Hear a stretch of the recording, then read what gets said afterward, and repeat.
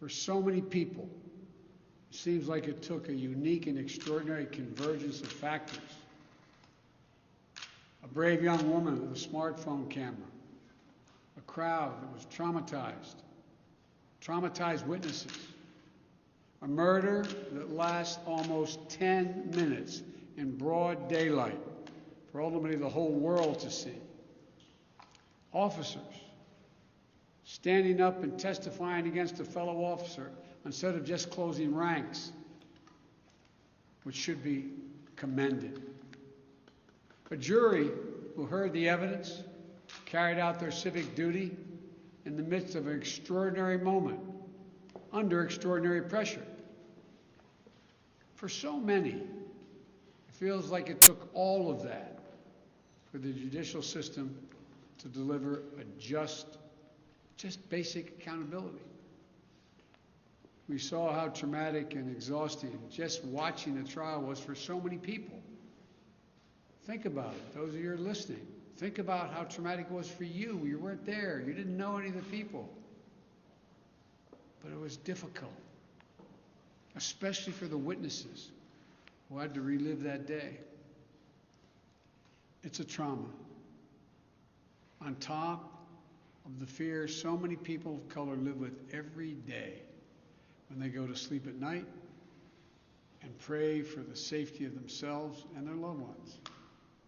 Again, as we saw in this trial from the fellow police officers who testified, most men and women who wear the badge serve their communities honorably.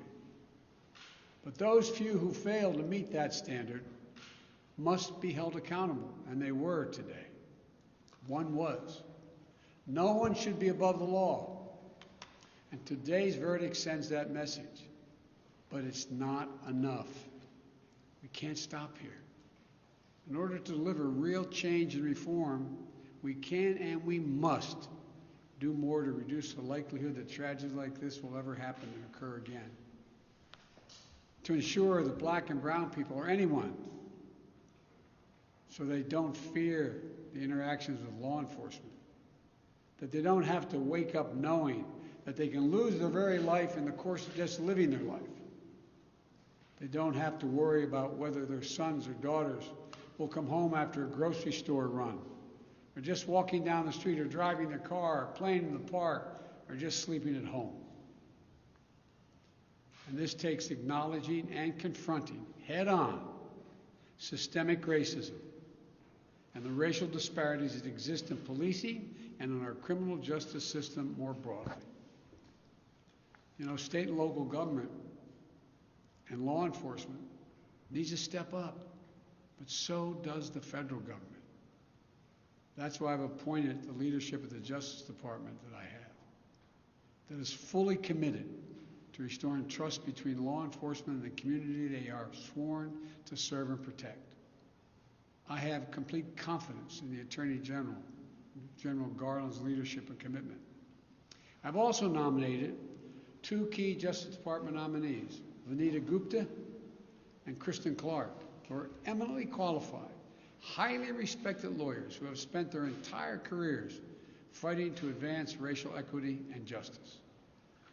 Vanita and Kristen have the experience and the skill necessary to advance our administration's priorities to root out unconstitutional policing and reform our criminal justice system, and they deserve to be confirmed. We also need Congress to act. George Floyd was murdered almost a year ago. There's meaningful police reform legislation in his name. You just heard the Vice President speak of it. She helped write it. Legislation to tackle systemic misconduct in police departments, to restore trust between law enforcement and the people they're entrusted to serve and protect.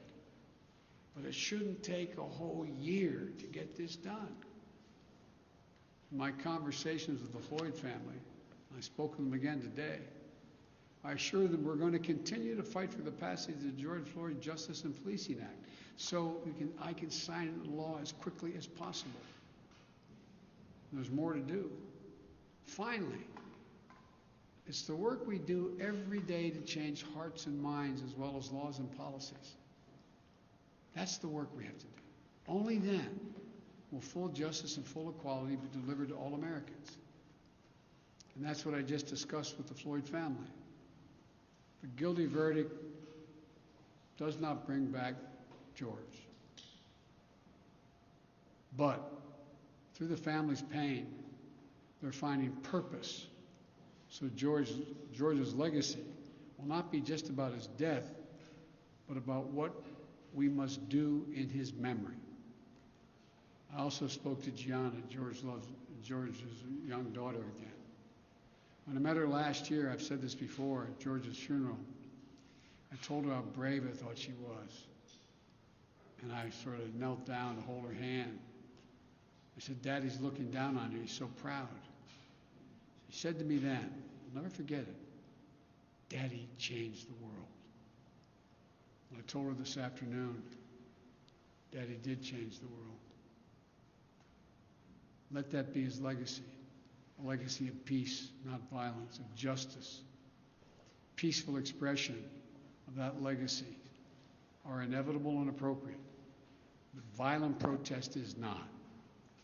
And there are those who will seek to exploit the raw emotions of the moment, agitators and extremists who have no interest in social justice, who seek to carry out violence, destroy property, fan the flames of hate and division, who will do everything in their power to stop this country's march toward racial justice.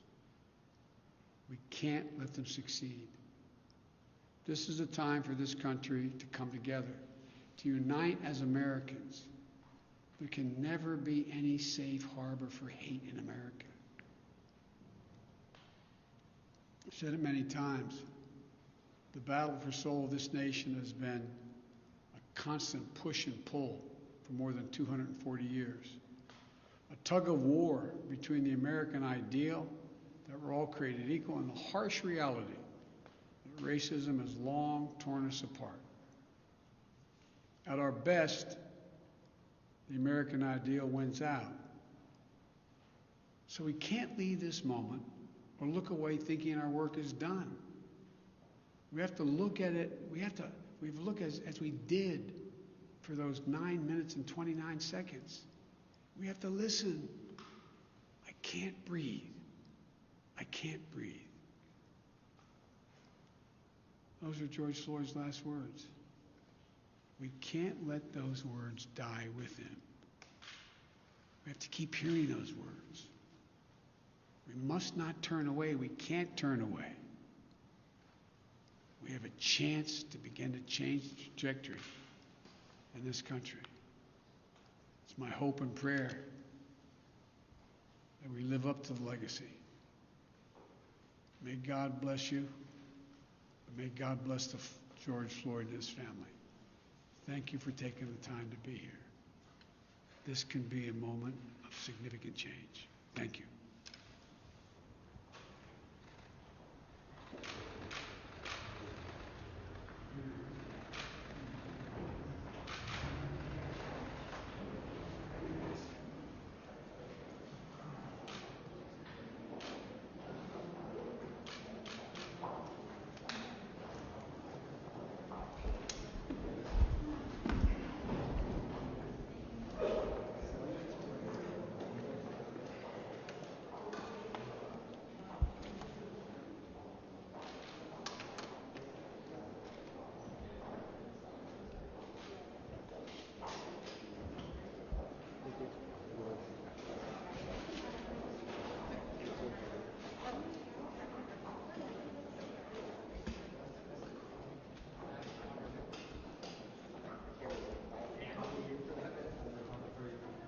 Okay, do you want me to leave it up?